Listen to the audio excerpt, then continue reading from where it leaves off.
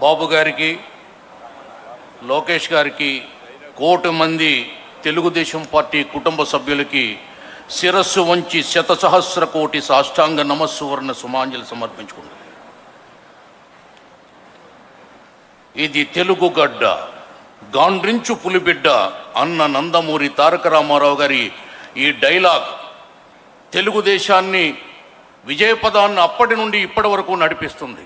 అందుకే అన్నగారు పదే పదే చెప్పేవారు, శ్రీకృష్ణదేవరాయలు రచించినటువంటి ఒక పద్యం, తెలుగదేలయన్న దేశంబు తెలుగు, ఏ తెలుగు వల్లభుండ తెలుగొకండ, ఎల్ల నృపులు కొలువ ఎరుగవే భాషాడి, దేశ భాషలందు తెలుగు లెస్స అని చెప్పేవారు.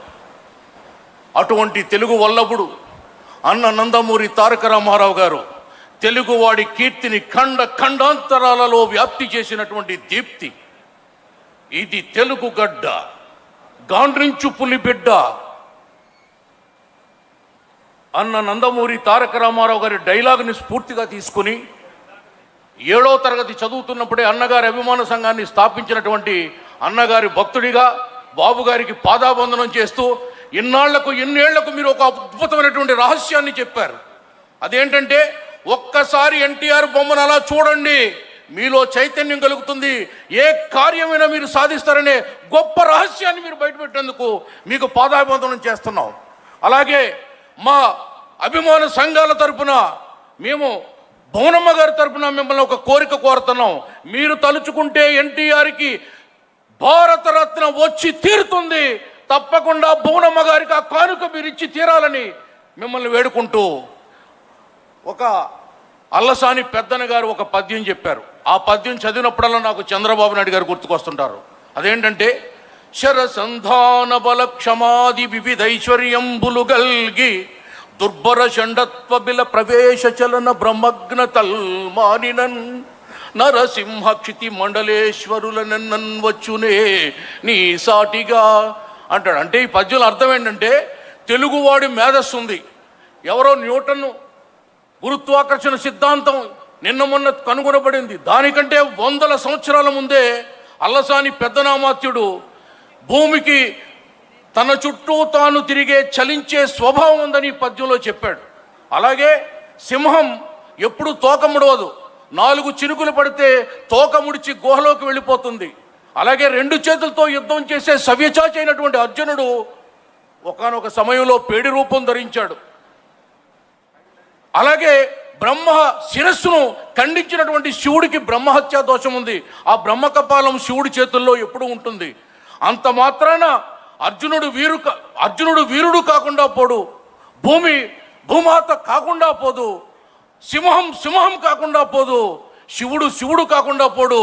అలాగ మిస్టర్ జగన్మోహన్ రెడ్డి 2019లో నువ్వు గెలిచావని ఎగిరెగిరి పడ్డావు. చంద్రబాబు నాయుడు గారిని చిన్న చూపు చూసావా విశ్వరూపం? ముగ్గురు త్రిమూర్తులు తెలుగుదేశం పార్టీకి. NTR grand master, Chandrababu Naidu the perfect master, Lokesh the little master. త్రిమూర్తులు. ఆయన సృష్టించాడు తెలుగుదేశం పార్టీని, బాబు గారు పెంచారు, పోషించారు. లోకేష్ గారు ఇప్పుడు విశ్వరూపం చూపిస్తున్నారు.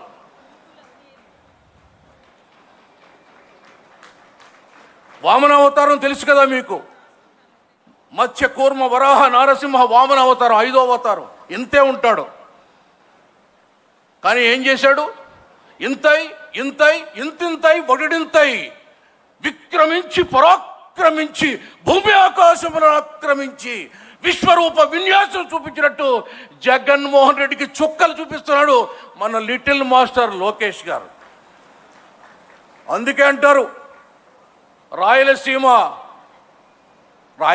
బిడ్డ, అసలు ముద్దు బిడ్డ ఎవరు? చంద్రబాబు నాయుడు గారు కాదా? ఆ జగన్మోహన్ రెడ్డి. హరిహర బుక్కరాయలు పరిపాలించే సమయంలో ఆయన వేటకెళితే, ఓకే సార్ సార్ అయిపోయింది, టైం అయిపోయింది, ఒక మాట సార్ బాబు గారు, నేను మీ అనుమతితో ఒక తీర్మానం. మరి మహానాడు నిన్నేళ్ళుగా చేసుకుంటున్నా, 34 ఏళ్ళుగా.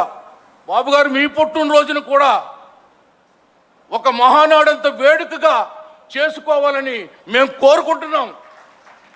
దానికి చంద్రనాడు అని పేరు పెడతారో యువనాడని పేరు పెడతారో, మేధో మదనం అని పేరు పెడతారో పెట్టి బాబు గారి పుట్టినరోజు కూడా ఇలాగే జరగాలని నేను మనస్ఫూర్తిగా కోరుకుంటూ మీ అందరినీ లేచి నిలబడి దీనికి ఆమోదం తెలపాల్సిందిగా కోరుతున్నా. థ్యాంక్ యూ అండి. రాణి రుద్రమ్మ జలిపించిన కరవాలం, నాయకురాలు నాగమ్మ నిరిపిన రాజకీయం, తాండ్ర పాపయ్య చేసిన సింహ గర్జనలు నేడు వినిపించవేం కనిపించవేం. లే, నీ జాతిని వెన్ను తట్టులేపనే అన్న ఎన్టీఆర్ ఆ మాటకు జయజయలు పలుకుతూ జై తెలుగుదేశం, జై జై తెలుగుదేశం, చంద్రబాబు నాయకత్వం, లోకేష్ బాబు నాయకత్వం. ఎన్టీఆర్ అంత స్ఫురద్రూపి మళ్ళీ ఒకే ఒక్కడు నాకు కనబడుతున్నాడు నారా నందమూరి కుటుంబంలో, దట్ ఈస్ దేవాంశ్. అంత అందగాడు దేవాంశ్, ఆ కళ్ళద్దలు లేకపోతే డిట్టో ఎన్టీఆర్ దేవాంశ్. జై తెలుగుదేశం, జై జై తెలుగుదేశం. థ్యాంక్ యూ ఆనంద్ సాగర్ గారు. తర్వాత దయచేసి వక్తలు తమకిచ్చినటువంటి సబ్జెక్ట్కి కన్ఫైన్ కావాల్సిందిగా కోరుతా ఉన్నాం. తెలుగు జాతి విశ్వఖ్యాతి అనేటువంటి అంశం మీద తర్వాత మాట్లాడడానికి కానీ, మనందరి ముందు ఒక కార్యకర్త స్థాయి నుంచి పార్లమెంట్ స్థాయి వరకు ఎదిగినటువంటి వ్యక్తి, విలక్షణమైనటువంటి తన శైలిని, తెలుగుదేశం పార్టీ అభిమానాన్ని నిరంతరం చాటుకుంటున్నటువంటి వ్యక్తి శ్రీ కలిశెట్టి అప్పలనాయుడు గారిని రావాల్సిందిగా సగౌరవంగా ఆహ్వానిస్తున్నాం.